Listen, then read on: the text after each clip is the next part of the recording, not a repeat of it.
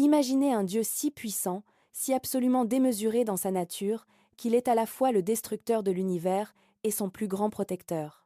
Un être dont le simple battement de tambour a engendré le temps lui-même, et dont la danse cosmique, si elle venait à s'arrêter, ferait s'effondrer toute réalité en un néant silencieux. Maintenant imaginez que ce Dieu, vénéré par plus d'1 milliard d'êtres humains aujourd'hui encore, porte autour de son cou un collier de crânes humains non par cruauté, mais par compassion infinie. Que son troisième œil, au centre de son front, n'est pas une métaphore poétique, mais une arme apocalyptique capable de réduire en cendres un dieu du désir en une fraction de seconde. Shiva, Mahadeva, le grand dieu. Voici une histoire vieille de plusieurs millénaires. Une histoire qui commence là où toutes les histoires devraient commencer au bord du chaos originel. Fermez les yeux et projetez-vous dans la plaine indo-gangétique, 3000 ans avant notre ère, peut être davantage. L'air est saturé d'encens de santal et de résine de benjoin.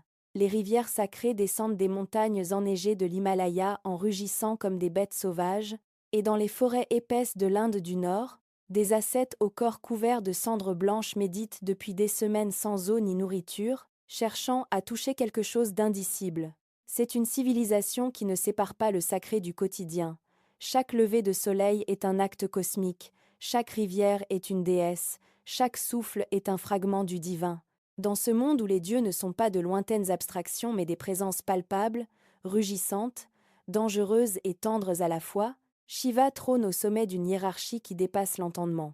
La société védique puis hindouiste qui le vénère est à la fois rigoureusement ordonnée et profondément mystique, construite sur des textes sacrés, les Védas, les Puranas, les Upanishads, dont la complexité philosophique rivalise avec n'importe quelle pensée abstraite que le monde occidental produira des siècles plus tard. C'est dans ce creuset de spiritualité incandescente que Shiva prend forme. Et justement, sa naissance, ou plutôt son apparition, est elle-même une leçon de théologie cachée dans une scène d'une beauté renversante.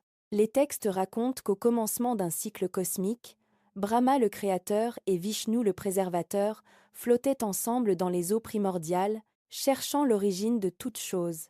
Ils débattaient, ils questionnaient, leur voix se perdant dans l'obscurité infinie, quand soudain une colonne de lumière surgit de nulle part. Infini vers le haut, infini vers le bas, un pilier de feu qui ne brûlait pas, mais qui contenait en lui toute la chaleur de tous les soleils jamais créés. « Qu'est-ce que cela » murmura Brahma, et sa voix trembla pour la première fois depuis l'éternité.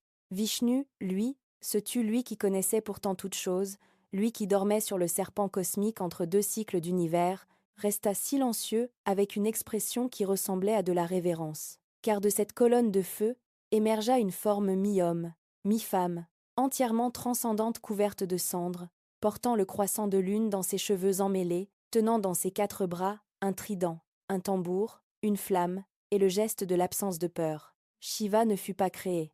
Shiva apparut pour rappeler aux dieux eux-mêmes qu'il existait quelque chose au-delà de leur compréhension. Ses exploits sont légion, mais 2 d'entre eux résonnent encore comme des coups de tonnerre à travers les millénaires. Le premier, lorsque le dieu du désir, Kama, osa tirer une de ses flèches enchantées sur Shiva en pleine méditation pour le distraire de son ascèse et le forcer à tomber amoureux. La flèche toucha sa cible. Shiva ouvrit son 3e œil, un rayon de feu pur. Une lumière qui n'éclaire pas mais qui consume, traversa l'espace en une fraction d'instant, et Kama, le dieu du désir, le plus séduisant des êtres célestes, fut réduit en cendres avant d'avoir eu le temps de sourire. Le désir avait voulu domestiquer l'infini. L'infini avait répondu. Le second mythe est celui du poison Alahala, né du barattage cosmique de l'océan de lait par les dieux et les démons. Un venin si puissant qu'il menaçait d'anéantir toute création. Une fumée noire et visqueuse qui montait vers les cieux en faisant hurler les dieux de terreur.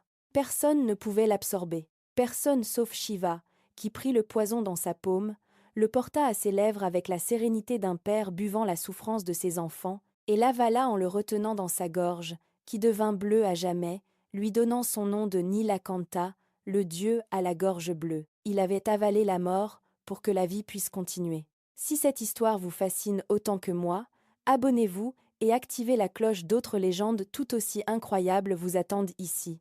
Mais pour comprendre véritablement Shiva, il faut accepter d'aller là où la plupart des récits ne s'aventure jamais dans les contradictions vertigineuses qui font de lui une divinité impossible à saisir complètement. Car ce que les encyclopédies et les circuits touristiques omettent soigneusement, c'est que Shiva n'a pas toujours été ce grand dieu cosmique que l'Inde vénère aujourd'hui.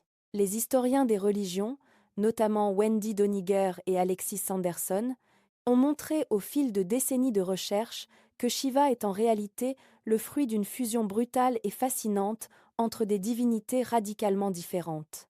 Il y a d'un côté Rudra, le dieu védique de la tempête, de la maladie et de la fureur, une entité que l'on n'adorait pas par amour, mais par terreur. On lui offrait des sacrifices pour qu'il s'éloigne, pour qu'il épargne les troupeaux et les enfants.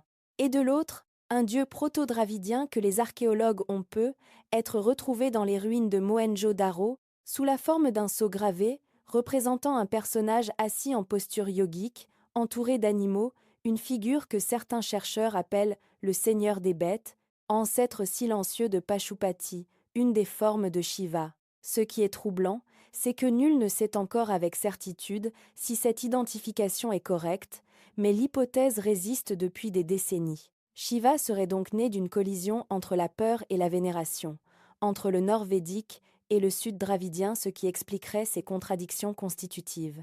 Il est ascète mais sexuellement puissant, destructeur mais gardien, solitaire mais père d'une famille divine.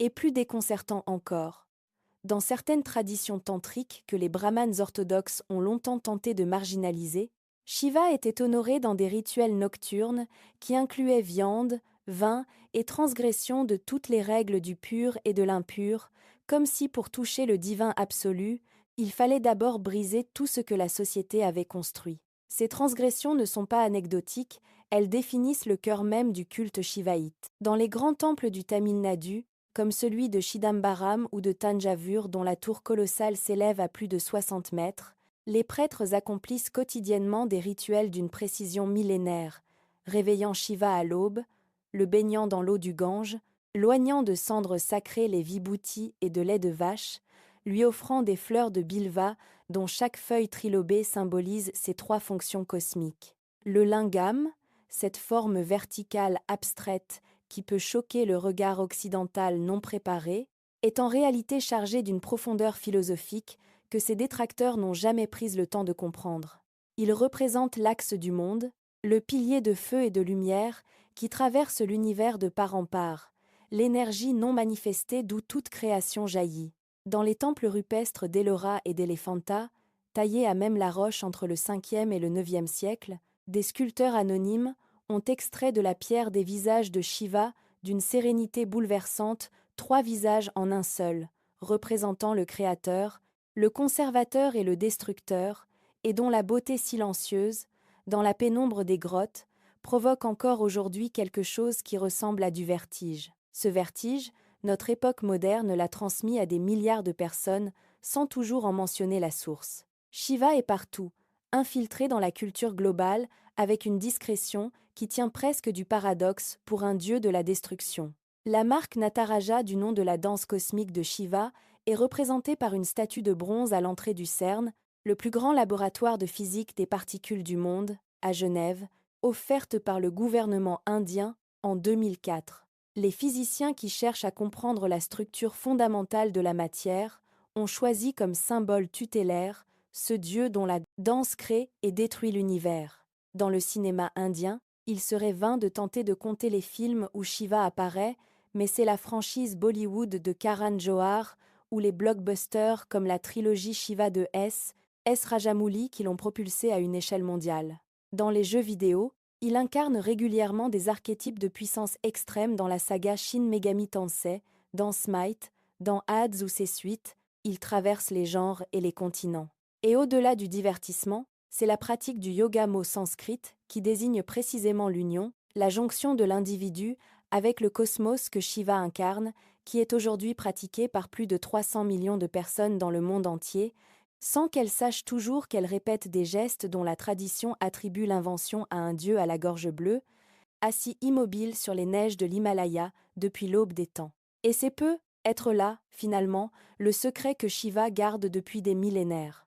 Dans un monde qui exige des dieux qu'ils soient bons, rassurants, prévisibles et bienveillants, il s'est toujours refusé à cette consolation facile. Il nous dit que la destruction n'est pas l'opposé de la création, mais sa condition, que celui qui danse sur les ruines ne célèbre pas la mort, mais rend possible la naissance suivante. Il nous rappelle que la force la plus puissante n'est pas la violence, mais la capacité de contenir en soi quelque chose d'immense sans l'extérioriser, de retenir le poison dans sa gorge, pour que les autres puissent vivre. Il est le Dieu des limites franchies et des contradictions réconciliées, le seul à avoir osé avaler ce que personne d'autre ne voulait toucher.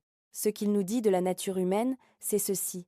Notre profondeur se mesure à ce que nous sommes capables de porter. Certains dieux protègent, Shiva, lui, transforme.